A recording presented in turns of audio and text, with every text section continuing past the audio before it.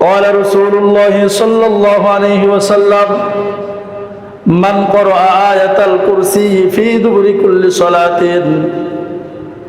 لم يمنعه من دخول الجنة إلا الموت আল্লাহ রাসূল সাল্লাল্লাহু আলাইহি ওয়াসাল্লাম বলেছেন, যে ব্যক্তি প্রত্যেক নামাজের পরে আয়াতুল কুরসি তেলাওয়াত করবে তার মধ্যে এবং জান্নাতের মধ্যে দূরত্ব হলো কেবলমাত্র মৃত্যু। সুবহানাল্লাহ।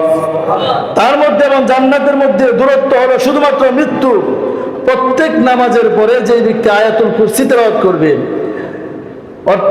ওই ব্যক্তিটা মৃত্যুবরণ করার সাথে সাথে জান্নাতে চলে যাবে। সুবহানাল্লাহ। আর এক হাদিসের ভিতরে এসেছে, ইন্না সূরাতান ফিল কুরআন 30 আয়াত। কুরআনে কারীমের মধ্যে একটা সূরা এমন আছে যে সূরার আয়াত হলো 30টা। শাফাআত লিরাজুলিন হাত্তা ইউগফার লাহু। আল্লাহ রাসূল বলেন, যেই ব্যক্তি এই সূরাটা প্রত্যেকদিন তিলাওয়াত করবে, হাসরের ময়দানে এই সূরাটা তার জন্য আল্লাহ রাব্বুল আলামিনের কাছে যতক্ষণ না পর্যন্ত তাকে ক্ষমা করে দেওয়া হবে ততক্ষণ পর্যন্ত সুপারিশ করতেই থাকবে। সুবহানাল্লাহ। এক পর্যায়ে তাকে ক্ষমা করে দেওয়া হবে। ওয়াহিয়া তাবারাকাল্লাযী বিয়াদিহিল মুলক।